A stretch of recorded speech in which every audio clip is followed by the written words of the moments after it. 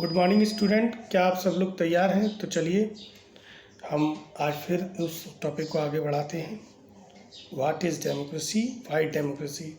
बच्चों, हम कल चर्चा कर रहे थे मैडम लिंगोदय की क्लास की, जिसमें मैडम और बच्चों के बीच में आपस में बातचीत हुई थी। बच्चे आपस में बहस कर रहे थे, मैडम ध्यानपूर्वक सुन रही थी।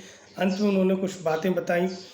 अंत में ये पता लगा कि लोकतंत्र के विपक्ष में बहुत सारी बातें उन बच्चों के माध्यम से निकलकर सामने आई थी। तो कल हमने जाना था कि लोकतंत्र के विपक्ष में कौन कौन से तर्क दिए जा सकते हैं। आज का हमारा टॉपिक है आर्ग्यूमेंट फॉर डेमोक्रेसी, अर्थात लोकतंत्र के पक्ष में तर्क। चाइनाज फेमाइन, यहाँ फेमाइन का अर्थ होता है अकाल। China's famine of 1958 to 61 was the worst recorded famine in the world history. Nearly 3 crore people died in this famine. During those days, India's economic condition was not much better than China. Yet, India did not have a famine to the kind China had. Economists think that this was a result of different government policy in the two countries. The existence of democracy in India made the Indian government respond to food security in a way that the Chinese government did not. They point out that no large-scale famine has ever taken place in the independent and democratic country. If China too had multi-party election, an opposition party and a press free to criticize their government, then so many people may not have died in the famine. China में 1958 से 1961 के दौरान पड़ा अकाल विश्व इतिहास का अब तक का सबसे भयावह अकाल था। इसमें करीब 3 करोड़ लोग भूख से मरे। उन दिनों भारत की जो आर्थिक स्थिति थी वो भी चाइना से कुछ ज़्यादा बेहतर नहीं थी। फिर भी भारत इस अकाल की स्थिति में चाइना से बहुत अच्छा था।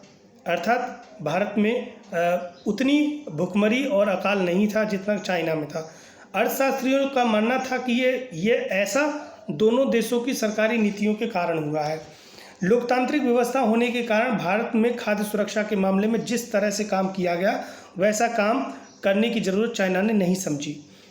इसका अर्थ ये हुआ कि अर्थशास्त्रियों ने यह भी कहना है कि किसी भी स्वतंत्र और लोकतांत्रिक देश में कभी भी बड़ा अकाल और बड़ी संख्या में भुखमरी नहीं हुई।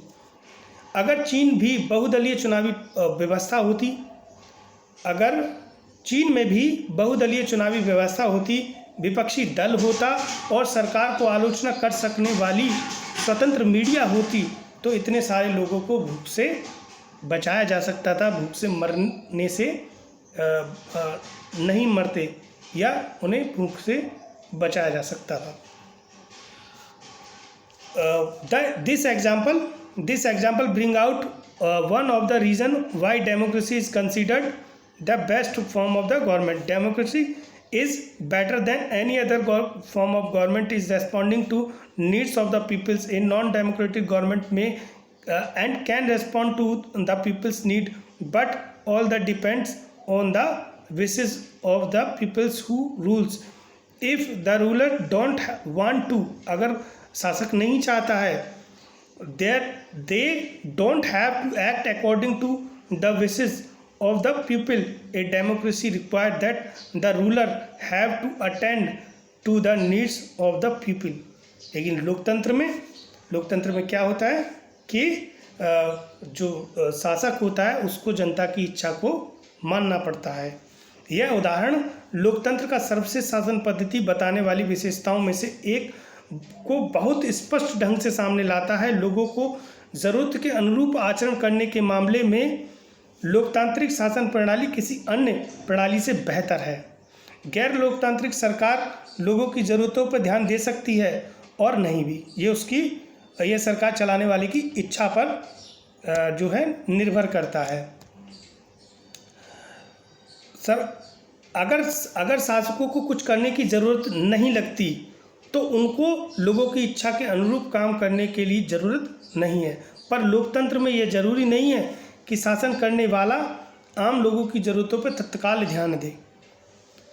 कंक्लूजन ये है, a democratic government is a better government because it is a more accountable form of government. अर्थात लोकतांत्रिक शासन पद्धति दूसरों से बेहतर है क्योंकि यह शासन की सबसे अधिक जवाबदेही वाला स्वरूप है। अर्थात ये हुआ कि लोकतंत्र में सबसे ज़्यादा जवाबदेही होती है। अगर आप गलत काम करते हो तो आपको तुरंत जनता आपसे जवाब मांगती है और आपको देना पड़ेगा। अन्य किसी शासन पद्धति में ऐसा नहीं है, जनता को बोलने का अधिकार ही नहीं है। आप डायरेक्टरशिप की बात कीजिए, राजतंत्र की बात कीजिए, जो है तानाशाही की बात कीजिए, तो उसमें सारे फैसले लेने का हक एक ही व्यक्ति के हाथ में होता है और जनता ऐसी स्थिति में अपने शासक से सवाल नहीं कर सकती, और जब सवाल नहीं कर सकती तो वो जो है किस तरह से न्याय पाएंगे, किस तरह से अपने आप को शोषण से बचाएंगे, ये संभव नहीं होता। लेकिन लोकतंत्र में जो जनता होती है, जो हमारे आम जनमानस होता है, उसको सरकार से सवाल पूछने का पूरा अधिकार होता है। Next, there is another reason why democracy should lead to better decision than any non democratic government. Democracy is based on consultations and discussion. जो लोकतंत्र होता है, गैर लोकतांत्रिक सरकारों की तुलना में लोकतांत्रिक सरकारों बेहतर फैसले करने का एक अन्य कारण भी है। लोकतंत्र का आधार व्यापक चर्चा और बहसों से होता है। लोकतंत्र में ऐसा नहीं है कि कोई व्यक्ति अकेला आया और उसने डिसीजन ले लिया। किसी भी मुद्दे पर एक लंबी चर्चा होती है, बहस होती है, उसके लाभ हानियों के बारे में जाना जाता है, तब जाके कहीं फैसले होते हैं। अगर किसी एक मसले पर अनेक लोगों की सोच लगी हो तो उसमें गलतियों की गुंजाइश कम होती है। अगर किसी एक मुद्दे पर बहुत सारे लोगों ने सोचकर कोई डिसीजन लिया है तो गलती की संभावना घट जाती है। लोकतंत्र में यही व्यवस्था अपनाई जाती है।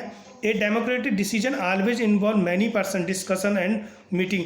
When a number of people put their head together, they are able to point out possible mistakes in any decision.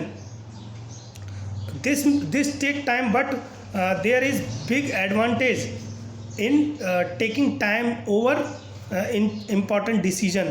This reduce the chance of rash or irresponsible decision. तो यहाँ पर क्या होता है कि अगर किसी एक मसले पर अनेक लोगों की सोच जो है मिली होती है तो गलतियों की संभावना बहुत कम हो जाती है।